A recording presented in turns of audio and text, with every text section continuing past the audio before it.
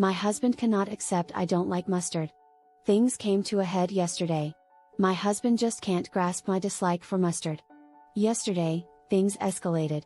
We've been together for 7 years, married for 2 of them. We're both 34, I'm female, he's male. I'm generally not fussy about food. I love trying out new and unique dishes, especially when traveling. But one thing I can't stand is mustard. It's the taste, too bold and just not pleasant for me. I've sampled every type, yellow, stone ground, honey, fancy ones, brown, spicy. None appealed to me. Yet, my husband can't seem to accept this. He's a big fan of mustard, particularly honey mustard. He adds it to all his sandwiches and even dips fries in it. He always tries to persuade me to give it another shot, convinced I'll change my mind. But I'm sure about my tastes. I don't like mustard.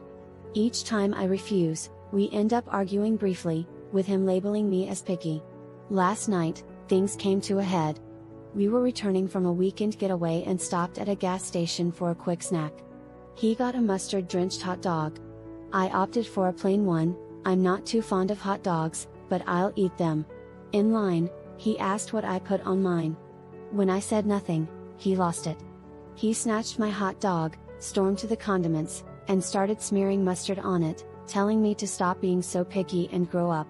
I just left and sat in the car, no longer wanting the hot dog. My appetite had disappeared. He returned and started yelling at me, accusing me of making him look bad. For the first time in our relationship, he mentioned divorce. Fearing for my safety, I covertly recorded his outburst. He was driving recklessly, veering and speeding dangerously.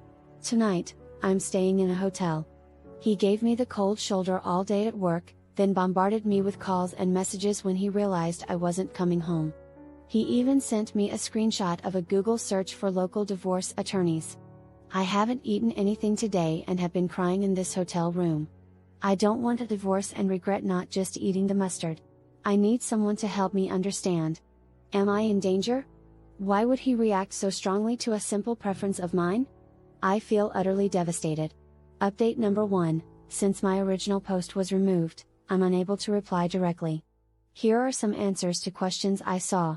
About refusing sex, he respected my no to sex, but he would persistently ask for oral. Initially, I complied, but it became increasingly distressing for me. He bought things to supposedly make it more enjoyable, but it didn't help. I used to be okay with giving oral, but not to him anymore. He keeps asking, and I've started responding. I said no. Are you going to force me? This makes him uneasy and offended, as though I'm accusing him of potential rape or assault. Regarding my support system, I don't really have one. I'm a person with a small social circle and lost touch with most of my college acquaintances. My friends are mostly his friends. I don't have many friends of my own, which makes me feel isolated. Both of my parents have passed away, my dad when I was a teenager and my mom recently due to heart failure. I don't have any siblings. Financially, I can live independently and afford a divorce. But I never wanted things to end like this. The mustard issue was always just a minor irritation, not something I thought would break us apart. Clearly, it's more significant for him. We don't have children or shared property, except for a joint account for bills. We were considering buying a house together. Currently, I'm safe. I'm at work and staying in a hotel indefinitely. He's been texting nonstop. In one message, he said he loves me and doesn't want to lose me, claiming that my refusal to communicate or return home has forced his hand. I haven't responded, I'm at a loss for words. Last night, I forced myself to eat my favorite takeout, but it was tasteless. I spent the night listing instances of his concerning behavior, realizing that the mustard issue is just the surface of deeper problems. Update number 2, I'm truly grateful for everyone's kindness and the resources you shared. He's now saying he never wants to see me again, so I guess I'll have time to read that book someone on RA recommended. I've forgotten its name. At work today, dreading the lonely hotel room that awaited me, I briefly thought about just going back home. But I knew what that would mean. I'm too exhausted to offer the kind of apology he'd expect to return to our normal-a normal that I'm starting to realize is harmful to me. Besides, I don't feel I should apologize. You've all helped me see that I'm not in the wrong. I've always felt responsible for keeping the peace. He would get upset over trivial things, and I would comply or agree just because I loved him. In the process, I think I've lost who I am. I never liked mustard, golf, camping, or red wine, but he did, and he wanted me to share these interests. He said it was about having common hobbies as a couple, but I've noticed that my interests were either ignored or outright rejected by him. Our shared interests were only ever his. Now I'm sitting in this hotel bar, a little drunk, alternating between Reddit and looking up divorce lawyers. I still can't believe I'm considering divorce. It feels so final. I never envisioned myself as a divorcee. I used to pride myself on making deliberate choices. But now, it seems he's making this choice for me, and it's painful.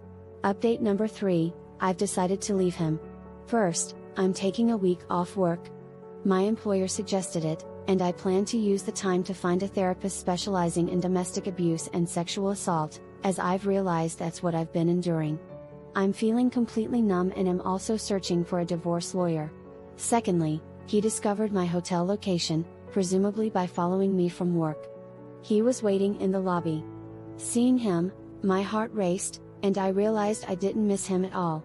To avoid a scene, a habit I need to break, I agreed to talk with him in the lounge area. Here's a brief rundown of our conversation. I pointed out a security camera, warning him that any attempt to harm me would be recorded and lead to pressing charges. He seemed shocked, claiming he'd never hurt me. I reminded him of my terror during our car ride. He brushed it off. When he asked why I wasn't coming home, my response was blunt, because you're divorcing me. He tried to retract, saying he didn't mean it and was just upset. I replied, when normal people are upset, they don't threaten to end their marriage. I'm taking your words at face value. This angered him, and he questioned if I was implying he wasn't normal. All I wanted was to end the conversation. So I told him that if that's all he took from our talk, there was no point in continuing.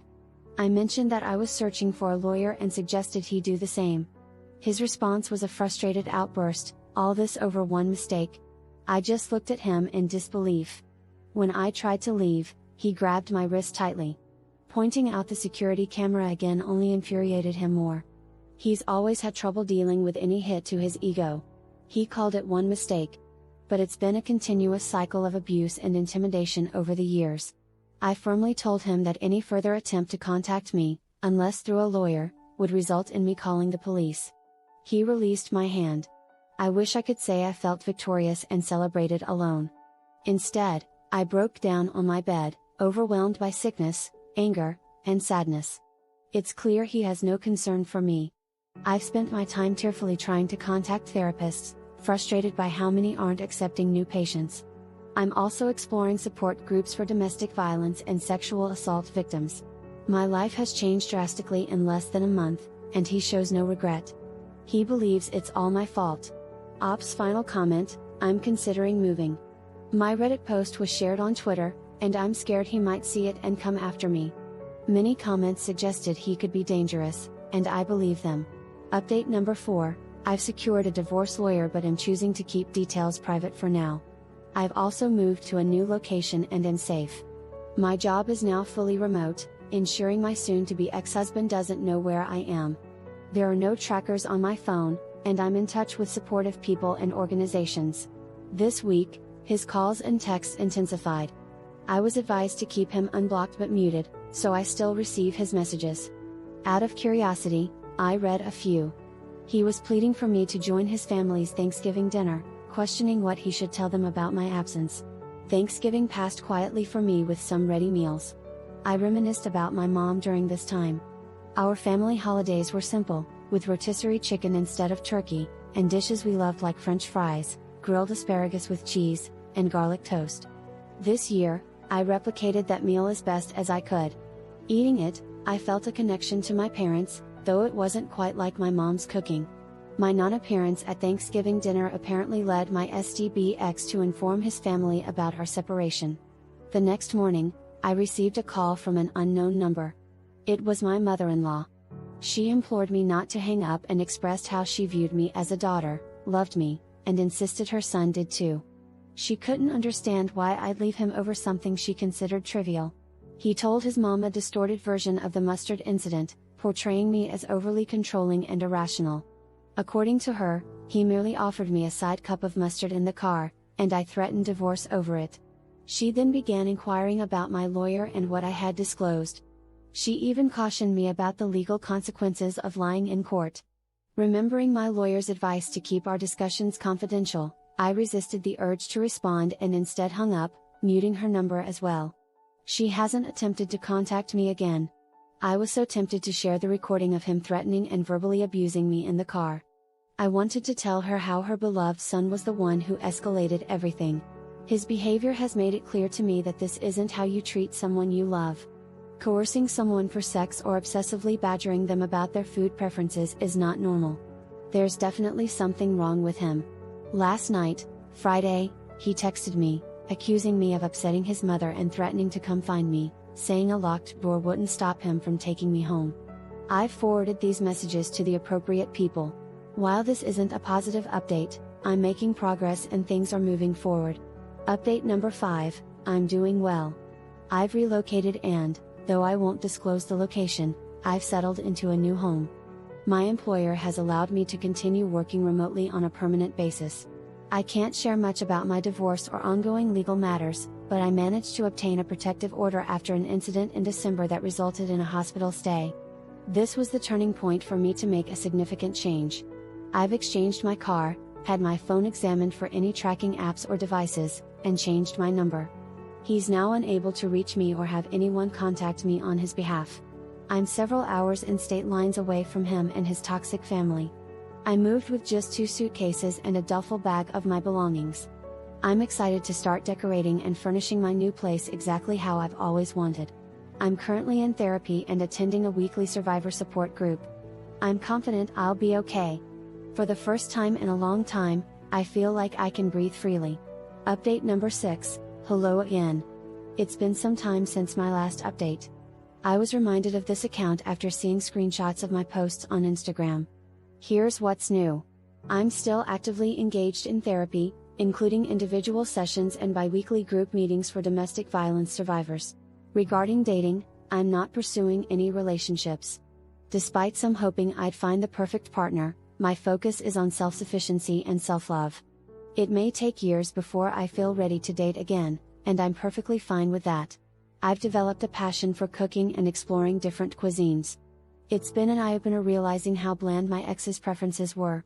Let's just say that dousing a cheap hot dog in mustard isn't exactly a mark of culinary sophistication. Couldn't resist a little dig there. Life has been uneventful lately, and I prefer it that way. The important thing is that I'm alive and genuinely happy. I never knew how much I was holding myself back until I had the space to grow and be myself. That's all for now.